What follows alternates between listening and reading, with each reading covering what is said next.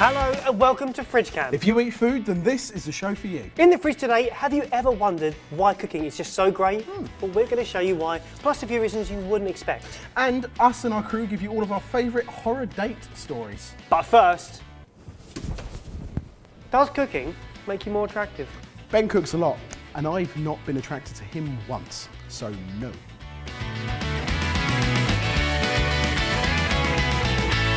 According to a recent reliable study, it showed that partners find their other halves more attractive if they can cook, which is why we've got 3 delicious dishes for date night.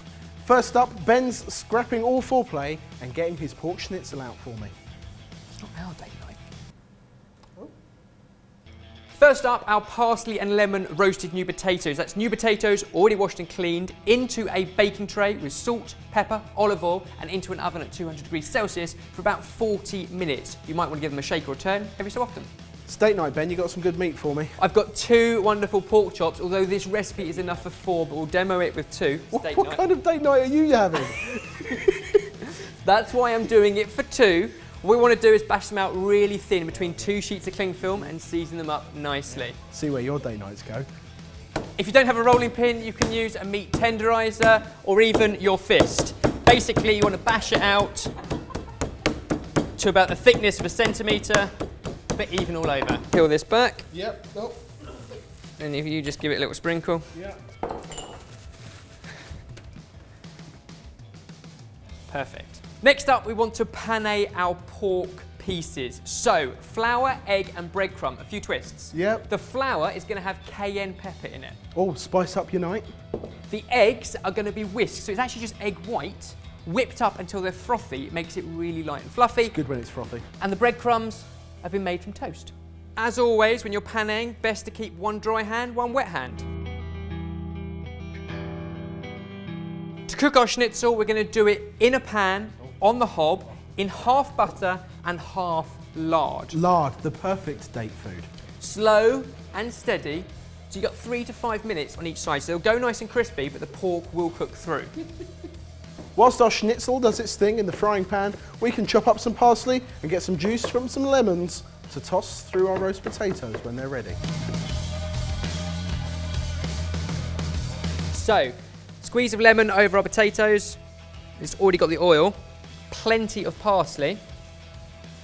There's a lot of parsley. There's a lot of parsley. And You're then we plate it up. You're going to want to watch out for that in your teeth afterwards, aren't you? A wedge of lemon and a big plume of fresh parsley. Dish 1 for date night, pork schnitzel, sorted. If you're not a fan of the pork and you want something a bit more light and vegetarian that you can cook with your date, then this is for you. Gnocchi, and we're going butternut squash with apple and pumpkin seed. Absolutely delicious, perfectly seasonal. It's going to begin with the gnocchi. Very simple ratio, 3 times as much mashed potato, no butter, no milk, as flour. So we've got 150 grams with 50 grams, a handful of grated parmesan and 1 egg yolk. Season generously and bring it together into a dough. I just realised what I said. Can I clarify? This is not a date. It's date food, date night. Yeah, no, but we said this is a meal to cook on a date. This isn't a date right now. I clarified it with Jamie. Yeah. The thought continues. With your dough made and a floured surface, this is where you can do it with your date. You want to roll it out into a large sausage. Just to clarify again, we are not on a date. And by large sausage, I actually mean long sausage, not particularly large. Less girth, more length. Again, definitely not a date. My sausage is falling apart. Cut your sausage into gnocchi shapes. Once you've got these little pillows of potato dough, basically use the back of a fork and just press it in like that. It will do a couple of things. It will show you got the consistency right, because it should leave the prongs of the fork. It flattens them so they cook more evenly, but it also gives you some texture for the sauce to cling to. That's why the Italians love it.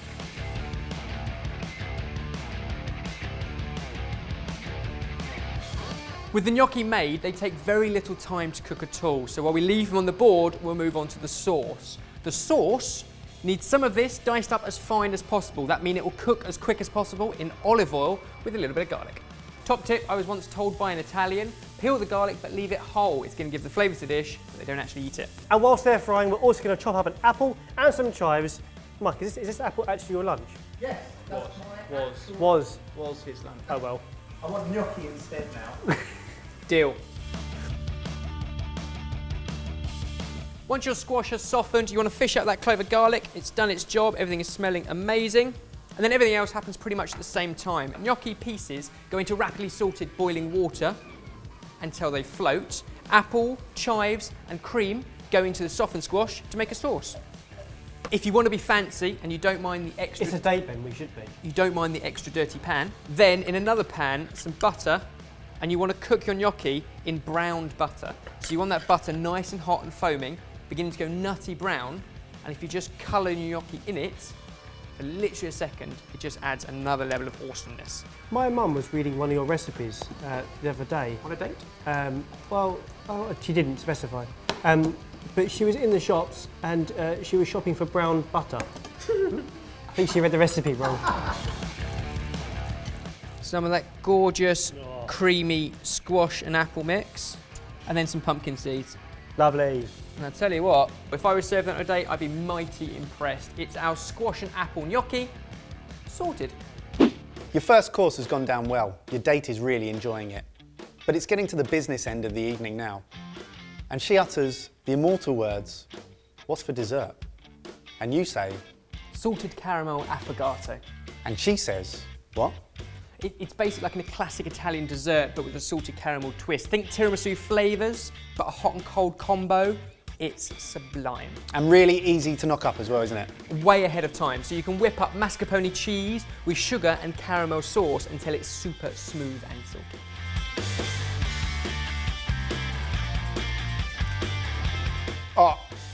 Now I know what you're going to do. So far, so good, and this is where you add in the sea salt. And if you do it bit at a time, then you can control and decide how much salt you want, anywhere between a pinch and a level teaspoon, but that's really on the salty end.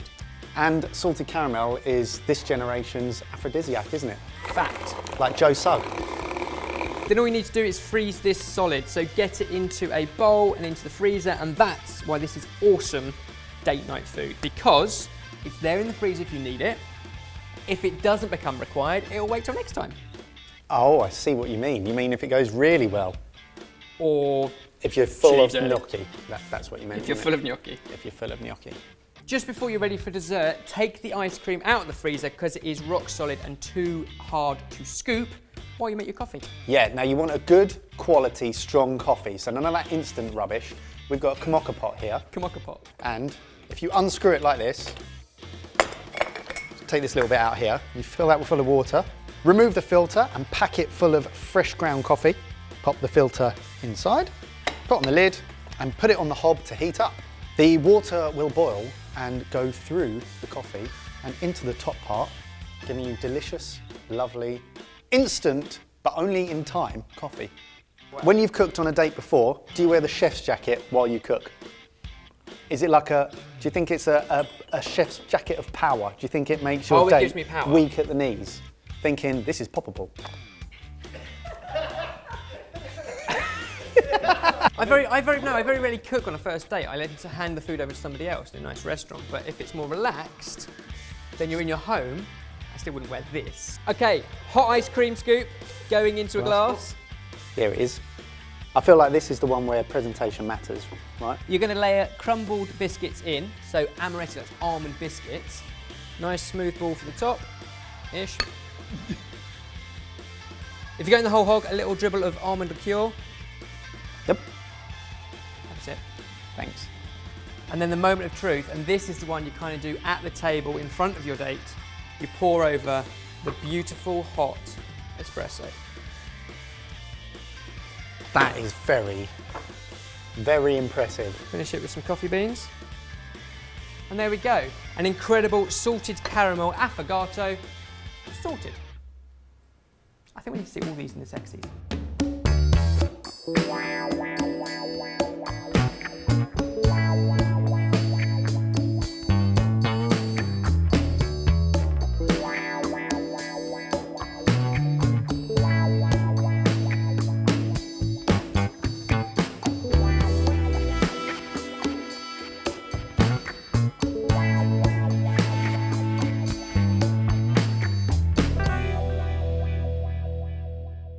I'll tell you what, I'll cut the pork into bite-sized pieces. It feels like we've got a starter, a main course, and a dessert. That is also an option. Yeah. Oh, It looks like we've got a starter, a side, and a dessert. What have I got this for?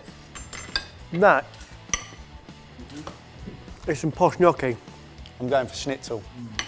That is the schnitzel. Schnitzel got real. Well, I'll tell you what, the gnocchi has been absolutely demolished. Lighter, equally tasty. Prepare your faces I'm ready. for this. This is Affogato pretty much me. sex in a glass. Yep. I win.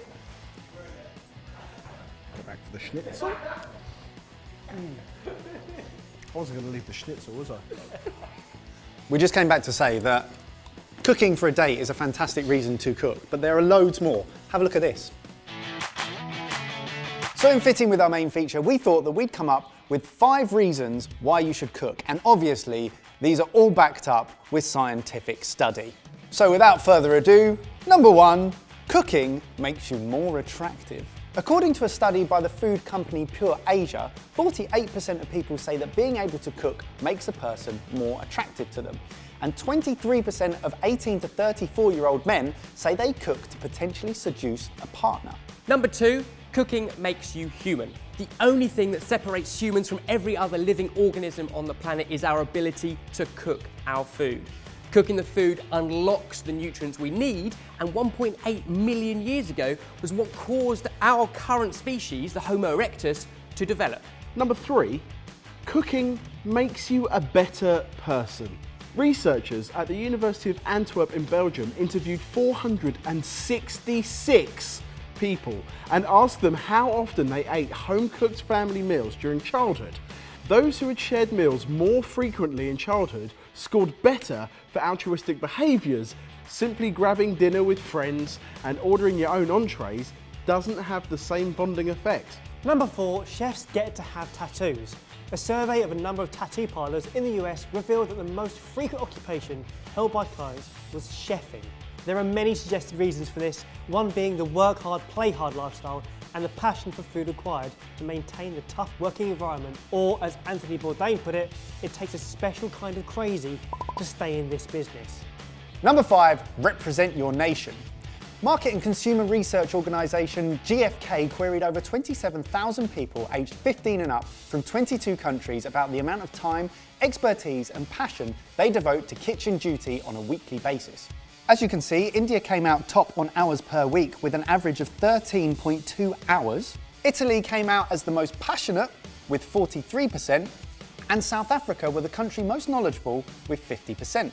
Embarrassingly, the UK came out below average in all 3 categories, which is actually quite a sad statistic, and we should change that. So there you have it. That was 5 reasons why you should cook, brought to you by research. Now, if you have any date food ideas that are better than that, then please let us know, because we need all the help we can get. Ben needs all the help he can Yeah, get. definitely. And make sure you subscribe because we will make you hungry. I reckon that fridge can may have had everything. It had a really weird date between me and Ben. I know I had a date with Ben. That was the weird one. No, that was my date. I had a date with Ben as well. What? No, you've had weirder dates. Look, we're going to talk about all of our weird dates with the team now, including Mike's really weird date. Make sure you join us. We'll see you later. Goodbye. You went butt first. Well, you went butt first out. Yeah. Sorry. So it's sorry. butt first in, not butt first out. Because that's butt last. Hey, come round. Come into the circle of trust, where we are going to tell the internet some secrets, and the internet will not tell anyone what we told them.